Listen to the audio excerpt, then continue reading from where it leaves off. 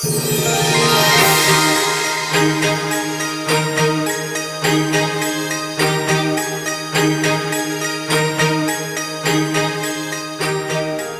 to another episode of Good Soup After Dark. I'm tonight's host, Jay Gonzalez. We have Marie Reed behind the cameras on the ones and twos. And we have a very special guest today. She's our third Trifecta Music Empire artist. And she's here to talk about not only herself, but a pretty big single that's coming out for the holiday season. Hannah, this is your camera here, if you don't mind introducing yourself. Yes, thank you all so much for having me. Hi, everyone. My name is Hannah Johnson, and I'm a singer-songwriter currently based here in Philly, and working with Trifecta Music Empire in Delaware. So excited to be here and to share more about who I am and what's coming next. Awesome. Well, we'll get right into it. We want to talk about your new Christmas single that's coming out. What was the name of it again? Yeah, it's called You at Christmas. You at Christmas. You care to tell us a little bit about it and where people can expect to find it and when? Yeah, so it kind of came up coincidentally. I would say I was not planning to release a Christmas single this year. I just happened to be in the studio a couple weeks back now with one of my managers now, Janad, and he was actually showing me a platform called BeatStars, where you can go and kind of find tracks, instrumentals, whether you're a hip hop artist, rapper, or singer like myself. And we just happened to be on there, and this instrumental track came up as an advertisement. So initially, I'm like, this isn't what I clicked on. So I was gonna just skip past it. But actually, we listened to it, and I'd say about 30 seconds in, we were like, okay, this is a good song. Like it's not too Christmassy to a point, but it sounds like a pop song, like something that I could actually release as a part of my own collection. So I actually wrote to it that night. I wrote the first verse and the chorus, and then I revisited the track a couple days later and wrote the second verse. And I kind of put out a feeler on social media. I was like, should I release a Christmas single this year to see if people would be interested in that? And so far, I think yes. So I'm planning to release that track. Given the short timeline, it will be a YouTube special. It'll be out on December 1st. So it's a Sunday. So something a little different than the traditional release schedule. But I'm excited, sometimes the best things happen and they're unplanned. So I'm excited to see how people kind of take to it and to just see how I do like in the holiday, market. This will be my first holiday track. So I'm excited to see how it goes. Oh, how would you describe the sound? Yeah, I think it's definitely, like, you can tell that it's a Christmas song. It has like the kind of like the sleigh bells in there, those elements, but at the same time, it sounds like, I'd say, a pop song. Not comparing myself to the Mariah Carey, but it kind of reminds me of like Mariah Carey, how she put her own twist on, of course, writing her own track, All I Want for Christmas Is You, but even those classics like Joy to the World, they sound like pop songs, even though they are Christmas songs. So I think it has a good mix of both. I think that people, even if they don't celebrate Christmas, they'll still just like the song because it's like, oh, it's upbeat, it's something I can dance to. So I think it'll be good. So this podcast will be out probably a little bit after the song is released, so we'll make sure we put a link down in the description below, and make sure you guys check it out. Another question about it, how long was the writing process for it again? Yeah, I would say like 48, 72 hours. I feel like I don't always finish songs, that quickly. I'm not like the songwriting guru. But I do think a lot of times the best songs come pretty quickly, like especially if you can get a chorus out pretty fast. Then to me, like personally, that's a good sign that like this is a good song because I'm writing to it fluidly and freely, and like the lyrics are coming to me quickly. So that means that the track or the instrumental is speaking to me, I would say. So I try to not rush myself, but like if I have an idea, keep going until hopefully I can finish the song. And if not, revisit it within, a few days and see if I can finish it. Gotcha. And this seems like it's not a totally typical situation as far as the time frame. Can you talk about your writing process just in general? Yeah, thank you for that question. Because it's definitely like my writing process has evolved.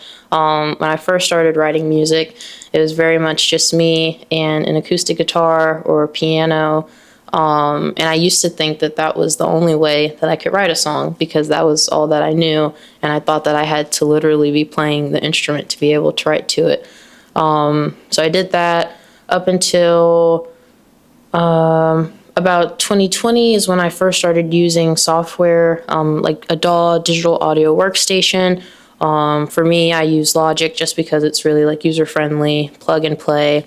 And that's when I started learning about kind of like small elements of production and like loops and different things like that. And then in the past year, like in 2023, I moved for the first time into my own apartment. So obviously I don't have like a full piano in my studio apartment. So there were some restrictions there, but it forced me to kind of get out of my bubble and kind of do more like in a DAW, like in Logic or in the box, as the professionals say. So yeah, it's definitely evolved. I still do, of course, like when I go home, my guitar is still at home in Virginia, which we'll get to probably later. I'm not originally from Philly, but I still, go home and sometimes it feels good to just play and it feels like home. I don't know how to describe it. It's a good feeling, but I think I've definitely evolved now in that I try to be more open-minded on the creative process, and it's opened up doors.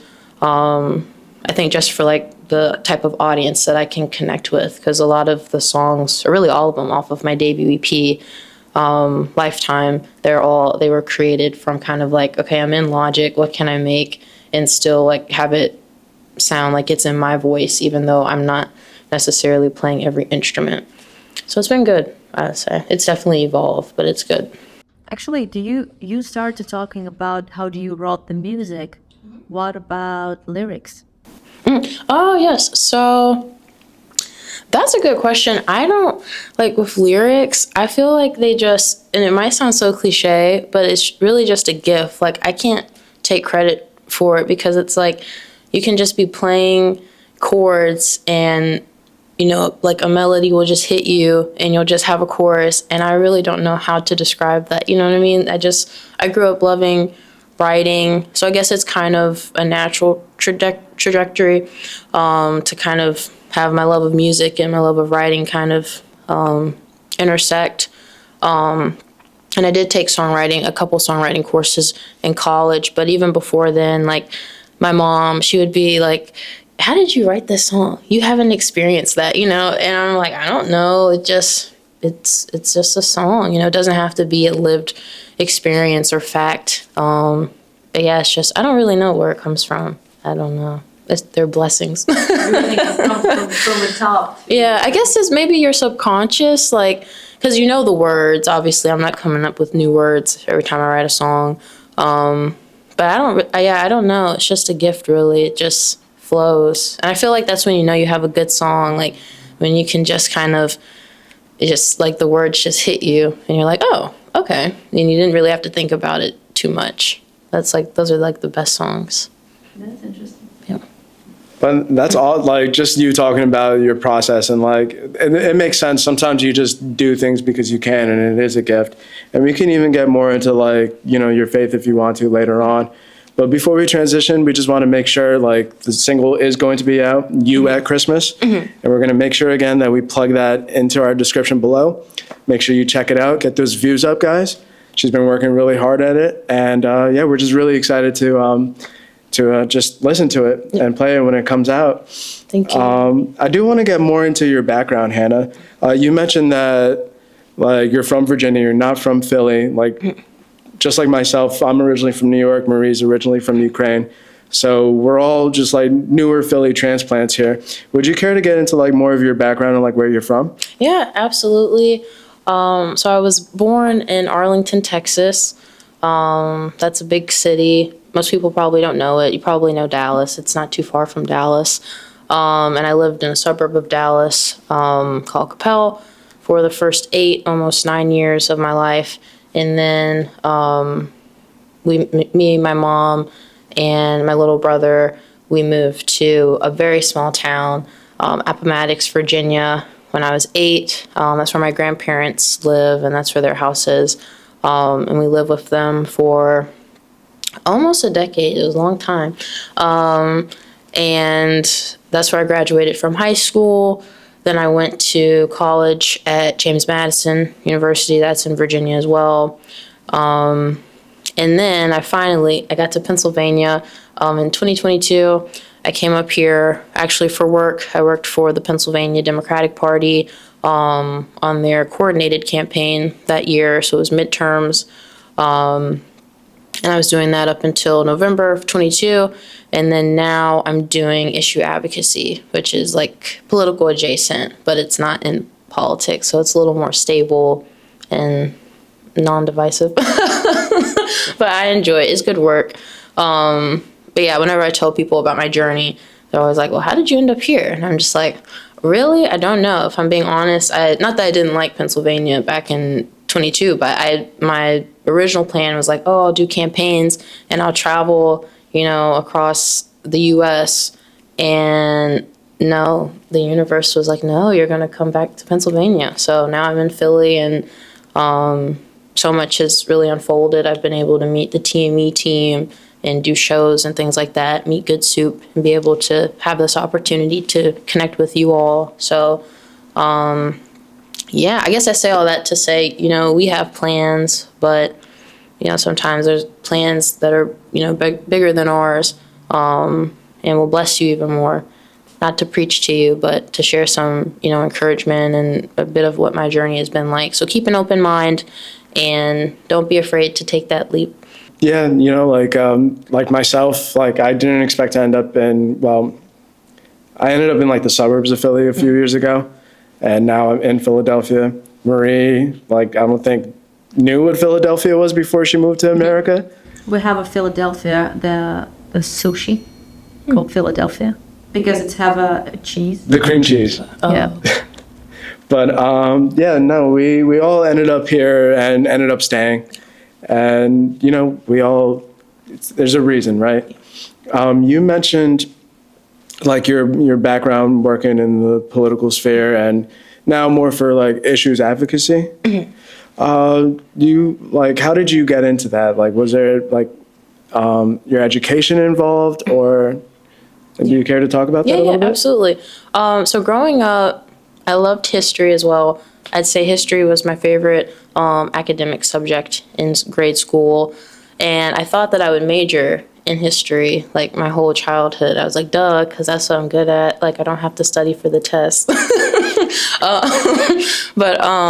But then in high school, there was a lot going on politically, and I guess, politically, I would say, in the U.S. And kind of like a light bulb went off, and I was like, no, I think I want to do something that has more of a modern day impact. Not that history isn't important, because it is, but I wanted to do something that was a bit more impactful for the present day.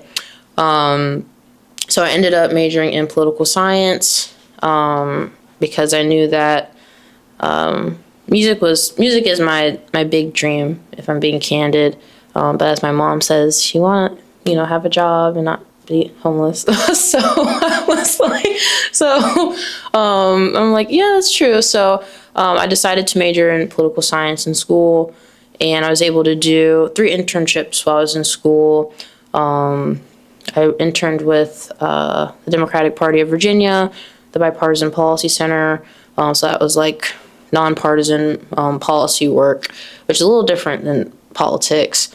And then I also worked on a campaign, Andrea for Virginia.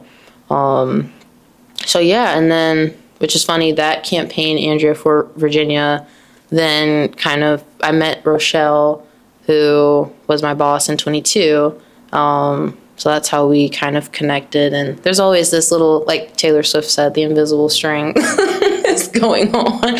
You never know, what's next. But definitely I'd say my education definitely like opened up doors for me to be able to work in the political field and even like be on a campaign as a staffer in 22.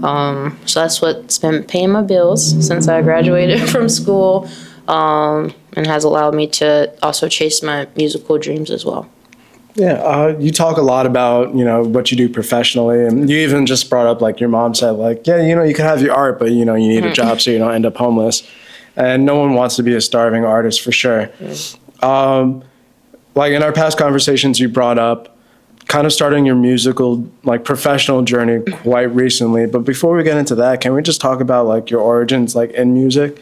Like, how long have you been writing music? How long have you been making music, just in general? Yeah. So I would say I've been writing music for about 10 years. I got my first guitar when I was, I want to say my 14th birthday, probably like 8th grade.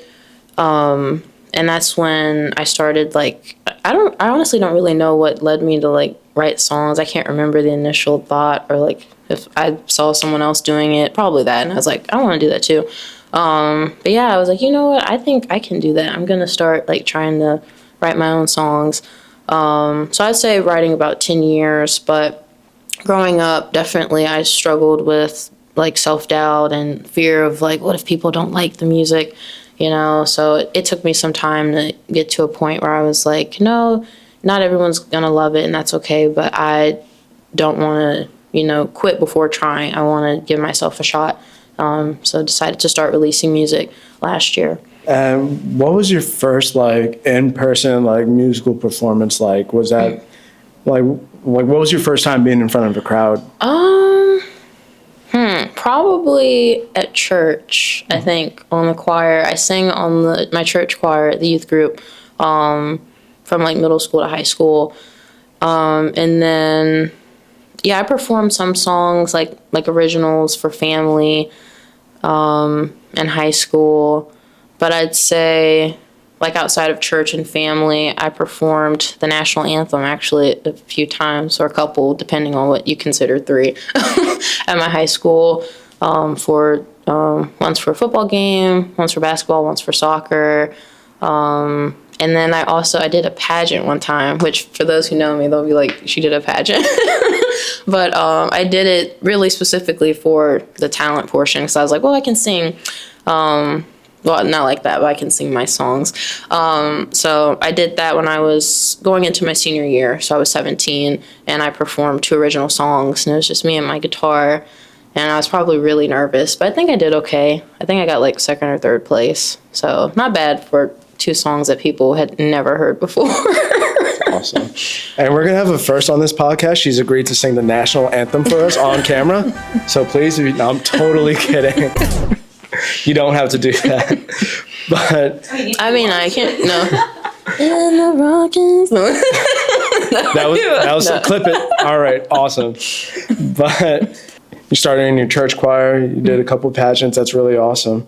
Let's see. But then what motivated you to do it professionally, if you can touch upon that a little bit more? Yeah, so for me, honestly, I think ever since I was a kid, I knew that I wanted to, like, write, or maybe not write, but sing music or perform it for a living. But the biggest roadblock for me, I would say, was like stage fright. Just like I would get so anxious, even like at church, and the people there, they love you, they care about you, but still I would be like, it has to be perfect, and I don't want to mess up. So that was hard, because it's hard when you want to do something, but the main thing holding you back is yourself. And I think I had this wrong understanding that I would just grow out of it, and that's not how it works. So for me personally, I went through a lot last year, like personally, and I was just like, you know what, I kind of had an epiphany where I was like, technically music, was my plan A, and I'm like, I've kind of given up plan A for plan B, which was like politics and like making sure I could live on my own and be okay. And I was like, I don't want to not even try. So yeah, I think honestly, I consider it an epiphany, because like last summer of 2023, I was just like, no, I'm doing it. Like, I went out, I bought a new MacBook to Best Buy because my old one it's pretty old. It's over 10 years old, so it was getting annoying to like make music on it. The software was too much for it. But yeah, I was like, no, I'm gonna like invest in myself and I'm gonna do it. Yeah, I think just really just trying to hold myself accountable and not let little me down, because I know that that's what was like my first dream, what I really want to do, when I'm being honest with myself. So Makes sense. And like growing up, did you have like any specific artist that you would like aspire to be like, or like anyone that you wanted to model yourself after? Like, did you have favorite artists growing up? yeah, for sure. I'd say definitely like when I was really little, I listened to a lot of like Motown, like the Jackson 5, Michael Jackson, 80s pop, like a lot of old stuff. But then also what was on the radio, early 2000s pop, Justin Bieber. I just really admire his story of really coming from, not having much to touring the world at like 16, which was crazy. And then also more recently, like I knew who Mariah Carey was growing up, but I wasn't super familiar with her story and the fact that she writes and sings, of course, and like produces her own music, which is pretty rare. So I was like, yeah, I've just been very empowered by her, and in awe of her story and what she's had to overcome to get to where she's at. So I would say probably like Michael Jackson, Justin Bieber, and Mariah Carey are like the three people who it really like inspired me to not only sing and perform, but to also write music and to have a vision for my artistry. And it's interesting that you chose those artists because they all had to kind of overcome a lot. Mm-hmm. Not kind of, they all had to overcome a lot to get to the level that they are. Was there anything besides your stage fright that you felt like you had to overcome? Yeah, I think one of, like, I tell people that this has definitely been like a faith walk for me, I call it. I think the biggest thing that I've learned in the past year, maybe year plus, is that, like for me personally, it's like God doesn't give you gifts and a dream just to leave you hanging. It's not like, okay, like you can sing, a melody, like good luck. It's like, no, he's there with you. He might not give you every single step to take, but he will give you the vision, and then it's up to you to just kind of, okay, take this first step and then just keep building on that. And that's something that it took me time to learn, because I used to be like, oh, I have to have everything planned out and like there will be this perfect time. And there's not really a perfect time. There's better timing than others, but really it's just about just moving in faith, as I call it.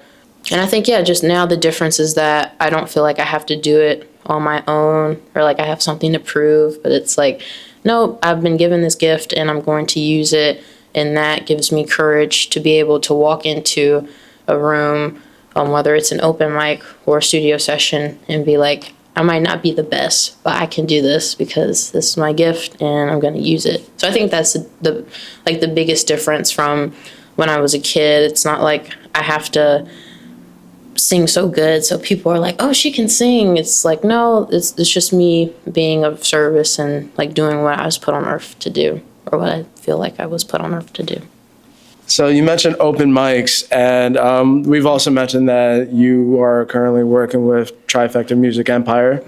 We've interviewed Janad, one of the protagonists. We've actually also interviewed a couple of their artists in the past with other organizations. But we wanted to just kind of ask you your background and with them, and like how you came across them. Mm-hmm. And I believe it was through an open mic. Mm-hmm. Yeah, so like I said, I live in Philly and TME is based in Delaware.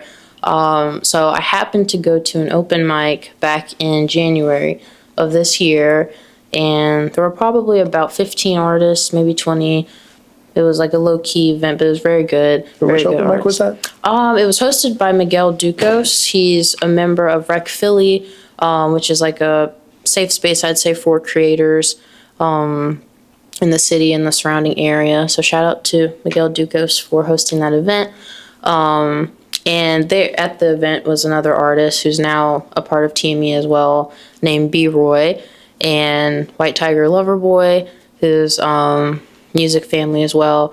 And after I performed and they performed and we were starting to kind of close down the event, B-Roy was like, hey, there's this group, like Trifecta Music Empire in Delaware, you should check them out. And I'm still, pretty new to the city and I don't know that many people. So enter me was probably like, okay, like, sure. But I ended up going to their networking event in April that they had earlier this year. And I met Janad and I saw B-Roy again. And Janad told me about an upcoming showcase. But it took me a little while like I said, I was still working out the nerves. Now I've been performing at a pretty steady pace, which is good. But it took me a little while. I think I did my first showcase with them in June. And yeah, and literally after, so I did that showcase. I think I did 2 songs that night. And then by July, the next showcase, Janad was like, hey, I want to talk to you about, joining the team. And I was like, well, when he first approached me, he said like about business. So I'm thinking he means like, oh, we'll be on a song together. And then like by the end of the night, like when we actually had time to speak because the event was over, I realized he meant joining the team. And I was like, oh, like I was super flattered because I really only met them a couple times at that point. But they really liked the performance and my stage presence and just the energy, which I was really appreciative of. And yeah, so I did the apprenticeship for 3 months and I officially joined the team on November 10th. So it's been really good. It's crazy how things work because I just met them, a few months ago or several now, depending on how you look at it. But time flies. Yeah. Yeah. But they've been, I would say truly a blessing. Just being supportive of me and my vision. And also just like, I know that they have big dreams as well. And of course you can do things on your own, but it's a lot nicer when you have a team, and you have people kind of holding you accountable, not in a forceful way, but in a way that's like, we have these shows, you can perform if you want, if you don't want to, that's okay. But like for me personally, it's like, if there's an opportunity, I want to take it so that I'm holding myself accountable and just, continuing to practice, because every time you perform, it's kind of like, building up that muscle memory so that down the line, when you have maybe like a bigger opportunity comes up, you're prepared for it. You're not like, oh, kind of frozen in your boots. TME has, definitely been integral to my growth so far, just providing consistent opportunities to perform. And now, like even this Christmas song that I'm doing, I wouldn't even have this track if I wasn't in conversation with Janad about this BeatStars platform and actually was on there listening to the music. So you never know what can kind of unfold, but just trying to be open-minded to the folks that got places in your life, I think is really helpful. Yeah, I think we can kind of relate to that on a pretty similar level with TME. We actually met them back in March in Delaware. We got brought along to work with another organization. It's part of like an open mic / showcase where they had 4 featured artists. And one of the first artists we interviewed was Wowo Wesson. And I remember we did this is when Marie and I like first started like getting into the interview space. We probably started on our own about honestly like a year ago. We kind of fell into it at an art show. Marie signed up to be a part of this art show. She's a painter. She's an artist. Marie Art on Instagram, if you want to follow. All this art back here is all original pieces by her. She couldn't be a part of that specific show, but we decided to go check it out anyway. And at the time, we purchased the camera right there that we are currently using on you, and we wanted to just try it out. And we're like, oh, we're just going to take like cool shots of the venue and like different pieces. And when we got there, we had the camera hanging around my neck, and people like kept asking like, oh, who are you with? Like, are you media? And we're like, no, we're just us. And I don't know how it happened, Marie, but I think someone asked us if like we're interviewing people, and we're just like, yeah, screw it, whatever. So I took my iPhone, put the voice recorder on, used that as a mic, and Marie held the camera, and we just started interviewing people about their artwork. And we took it home and put it on an editing software, and just like that's how we got into like doing like interviews. A lot of the stuff that we did in the beginning, as far as interviews were concerned, were like artist profiles or just like at events, like people just talking about them. And we caught the eye of somebody who brought us onto that organization. And then that's where we met Wowo Wesson. And like, I remember we were talking with the guys we were working with her, and then there was another person. And he's like, oh, I'm the head of this record label, you know, I want to be a part of it, you know, I need to be involved. And we're like, oh, okay, like, It was kind of unusual because we already like have previous 2 or 3 pre-screening, and everyone just talked to us, and this guy just like, I want to be involved in this pre-screening, and I'm like, oh, that smells. There's like something's going on. And we start interviewing, like they don't have any questions to us. We pre-screen the Wawawasan and everything is cool. And the first time when we already go to this event and we first met them, we're like, oh, he's such a sweet guy. I wouldn't say we were like intimidated or anything, and we tried to be like as professional as we can because this was like our first time doing this kind of event. But it was unusual for us. Well, Like, it was new. yeah, we have a couple interviews just easy. Like we had friends come over that were artists. They sat right here in front of here. Like for me anyway, I kind of like took the approach that I'm going to try to be as professional as possible because I want us to look good. So like we did like printouts of like the interview, like the pre-screening and stuff. And I remember like when we met Janad in person, like we handed Wowo her sheet and we were like, oh, we printed an extra one for you. And he's like, this is like the most professional thing. Like this is so great. Yeah. And then within the next couple of months, we interviewed Caesar Rodney, and then B-Roy as well. And we kind of just like started like, we just kind of kept up with correspondence online through Instagram. And then later on that summer, like after the 4th of July, he invited us for like a 4th of July celebration. I think it was like July 6th or something. And yeah, we just came through, like had food and hung out and just like got to know everybody. Like, and I think Marie, like we kind of noticed like, oh, a lot of these guys are like related too. So it's like a family business. Like we didn't know. Yeah. And from there, like we just kind of like started like a partnership where we helped them with like their visual content, you know, video, stuff like that. We made a few videos, like vlog-like videos of like, you know, performances, interviews. And then now, you know, we're using our platform, you know, Good Soup After Dark, to help them out as well. You know, we want to interview all types of different artists and people, like prominent, not so prominent, just normal people. But they've, like, the organization, like, has given us, like, access to, you know, you guys. And yeah, no, it's just been kind of a good experience working with them so far. It's that kind of, first, it's a support of people who we actually believe in. And the second thing is if we can platform to share around this art and stories of the artist, musician who create cool stuff, and we able to do that, we don't see how to say that, anything that hold us from doing it. So yeah, and we definitely see like the support aspect of it. Like anytime we put anything out when it comes to these episodes, especially Janad, he's like, he watches the whole thing. Like he'll tell us like what he liked from it. He'll help us push it. So it's just like having that support, you know, like especially what we're doing independently on our own, you know, Good Soup After Dark, and just like anything else that we do. So it's kind of like a treat. Like it really, like it's helpful to us. It's helpful to, you know, them and you guys. So, you know, we're just glad that you're here, and thank you for like taking the time to be here. We're not kicking you off, don't worry. But yeah, no, it's just been kind of nice. Like, I won't say that Maria and I have had like really bad times with this. Like, there's definitely like the positives. There's definitely like the negatives. You know, sometimes you deal with people and you have certain expectations of them, and it doesn't turn out that way. But I think like Janad and like the rest of the crew, you know, you guys have been just like pretty consistent. You know, like personally, like as far as like the video aspect, I really like working with Rekka, Shot by Rekka on Instagram and all other platforms. And just like kind of being able to bounce ideas off of everyone with everyone It's been a really cool experience, especially being that like we're now kind of like a year into being Good Soup Productions.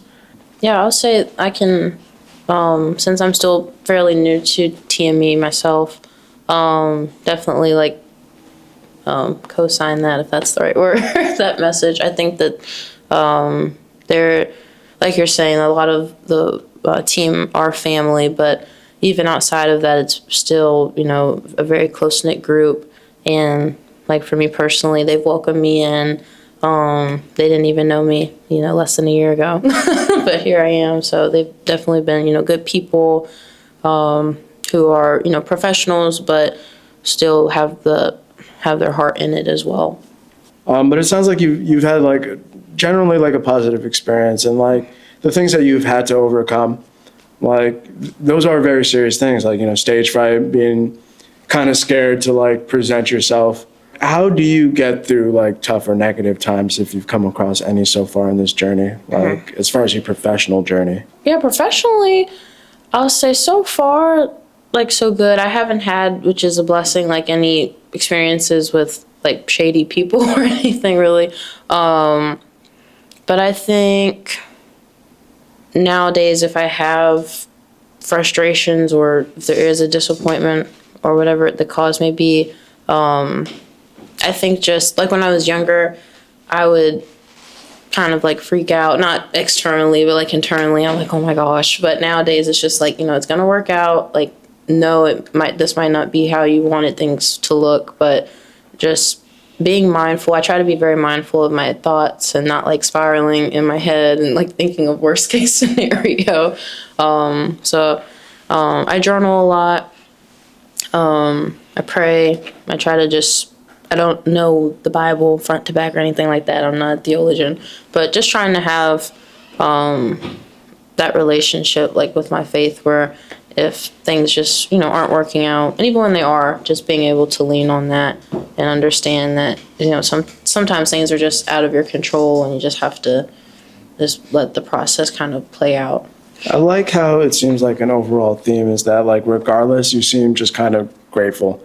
Like me personally, I find it very hard to be grateful when things are good, but I find it very easy to be negative and like even spiteful when things are bad. Like how do you do that? I think honestly, just with like growing, I think like I grew up in church, but I think that's why I'm a bit hesitant to talk about faith with people, because I don't want people to think that I've always had this like perfect relationship with the church and everything, and that I've never had bad experiences with people, whether they're in church or they, classify themselves a certain way, but then they don't, necessarily act that way, or like, I guess that's a good way. I don't want to be shady, but yeah, I try to walk that carefully, because I know that just like myself, everyone has their own journey, and sometimes people go through really tough things, whether it be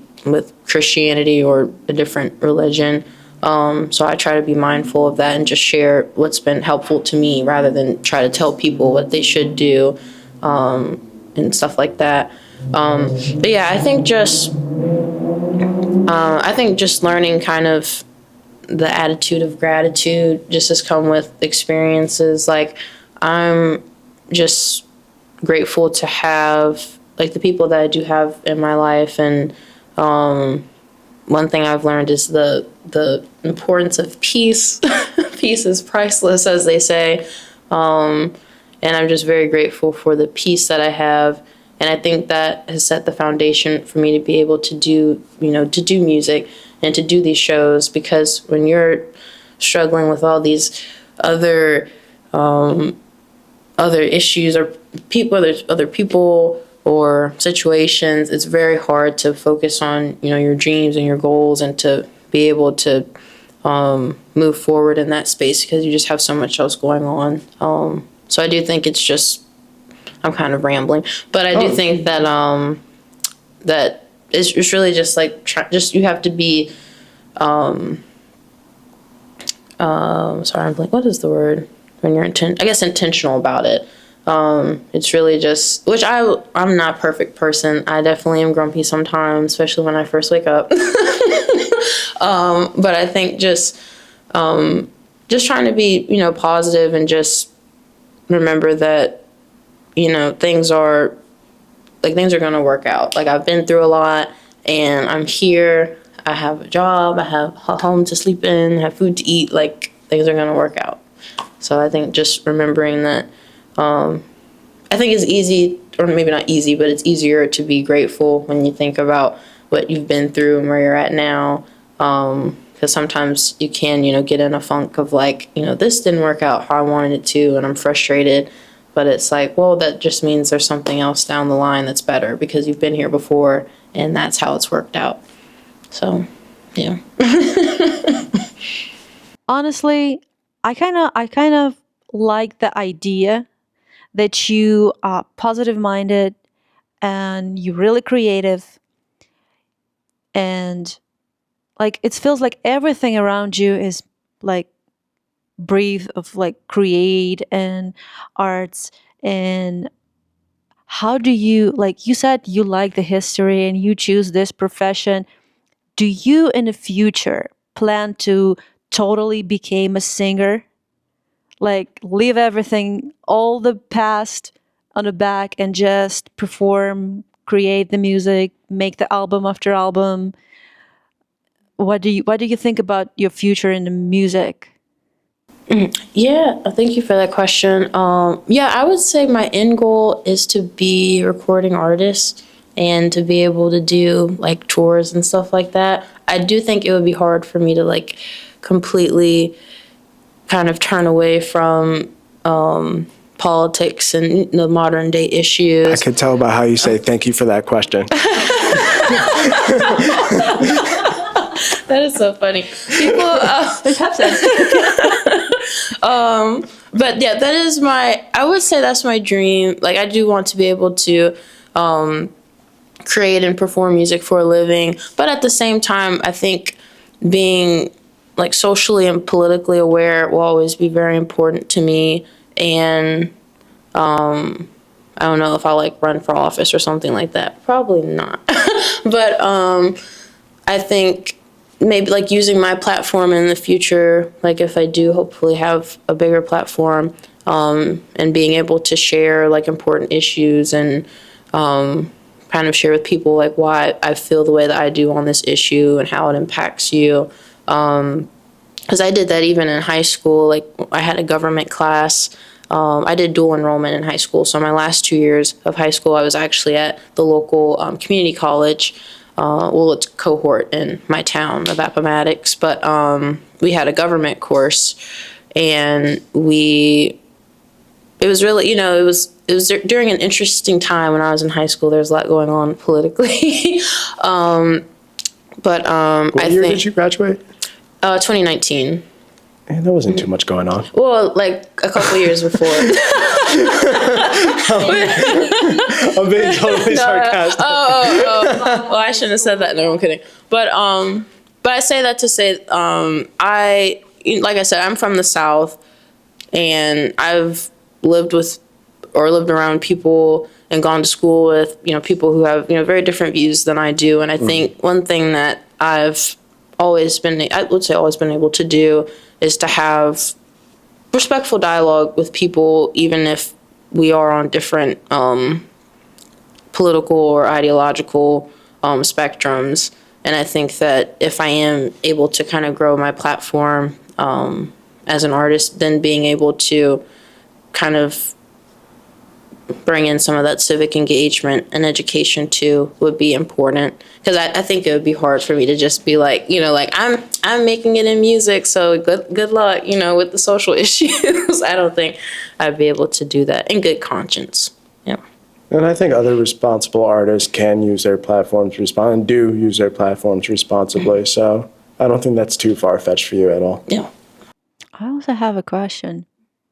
Do your family know your songs, sing with you? Like how they react on your music when you start to work more professionally? Because how I understand, you have it as a hobby, you create when you have a free time, and now you're more like deep involved in that. What do your family think about that? Yeah, I think my mom is really proud of me because she knows that like that's something, or what I'm doing now is something I've been wanting to do for a long time, but I had to get out of my own cocoon, as she would say. And I think my grandparents, they're not really like tech savvy, so they're not like streaming it on Apple Music. but but I think they're proud of me. And my little brother, I used to, growing up, I would play him my songs. He was like the main person. I'd be like, I just wrote this, come listen to it, you know, or I'd play him the voice memo off my iPod probably, or phone at the time. And he was always like really supportive. He's always been like, yeah, it sounds good, you know, and I'd be like, are you sure? And he's like, it sounds good, Hannah.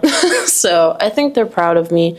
And then hopefully they'll be able to come out to, you know, some shows at some point. It's a little difficult since my mom and my grandparents are 6 hours south, and then my brother's 5 hours north in Boston.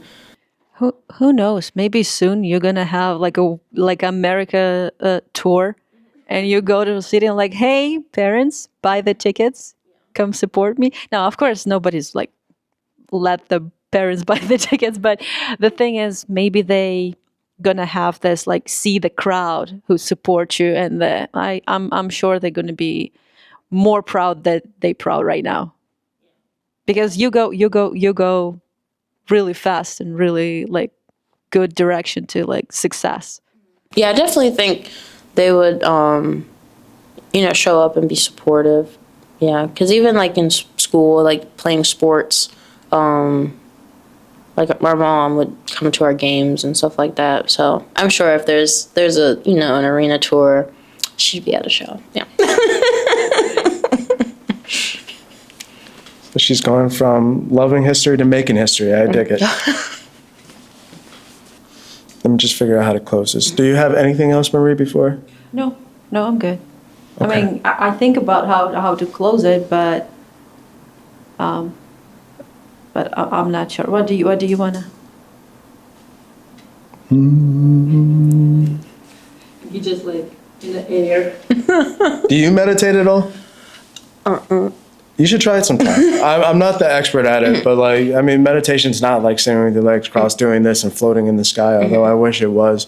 A lot of times, like, I know it sounds crazy, and I know I look crazy doing it. I'll just like go in the closet, like it's dark, it's quiet, and I just like no electronics, and I just like sit there and let my mind wander.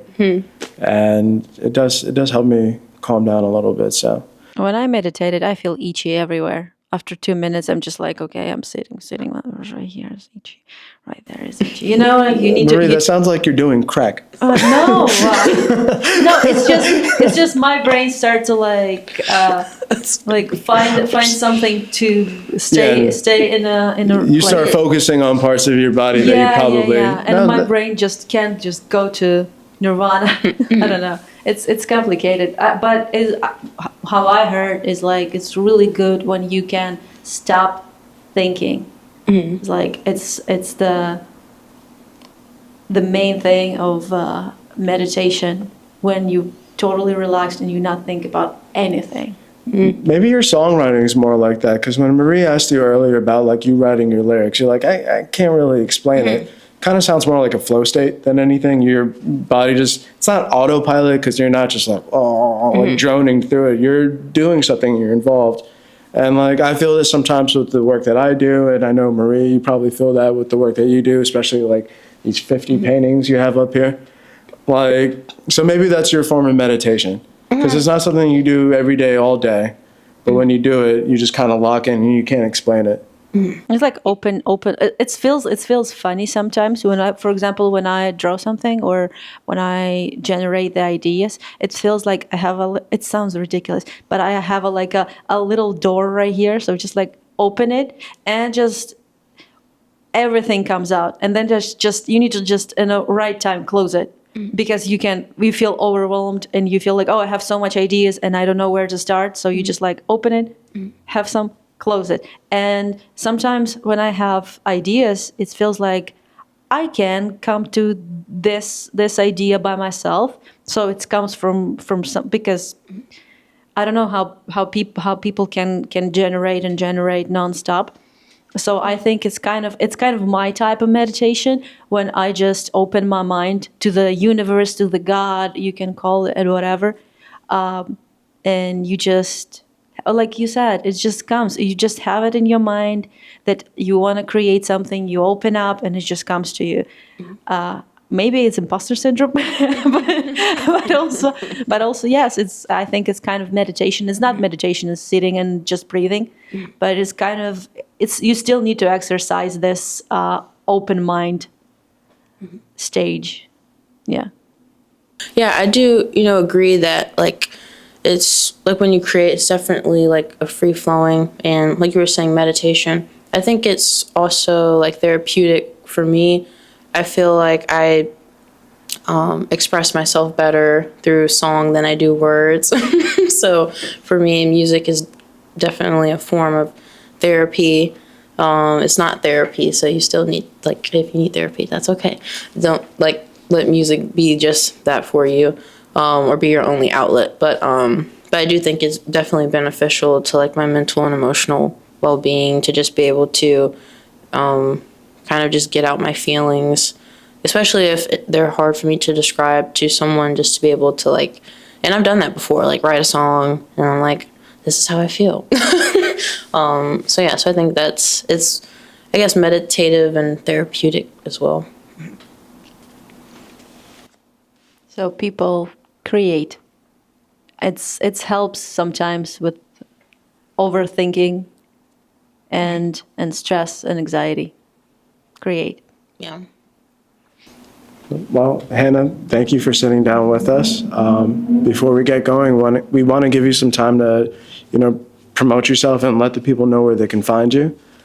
So that is your camera there. Whenever Yes. you're ready. Well, thank you all so much for having me. Again, my name is Hannah Johnson. You can find me on all streaming platforms. You just look up Hannah Johnson and you'll see me. You'll probably see my debut EP, Lifetime, which dropped back on June 7th. That has my debut single, Slow Motion, on it, as well as 4 other tracks. And you have a music video coming out for that soon, right? Slow Motion? Yes. So the music video for Slow Motion will be dropping on Friday, December 20th. That'll be on my YouTube channel, which is at H Victoria Joe, J-O. But if you just look up Hannah Johnson Slow Motion, it'll come up for you. And then on YouTube, we will also have, of course, a new single coming out, You at Christmas. That'll be a YouTube special coming out on Sunday, December 1st, and the link to that track will be in the description for this video. And last but not least, we have merch. If you can see behind me, we have the Lifetime t-shirt. That's the cover art on the back. That's the back of the t-shirt. And then we have the white version of the t-shirt up here, and it says Lifetime on the front, and that's available in my link tree, which is in my Instagram bio. That's at H Victoria Joe, J-O again, and you just click that link tree link and you'll see that there is merch available. So I hope you tap in, check it out. Awesome. Well, thank you again for joining us. And picture time. Picture time.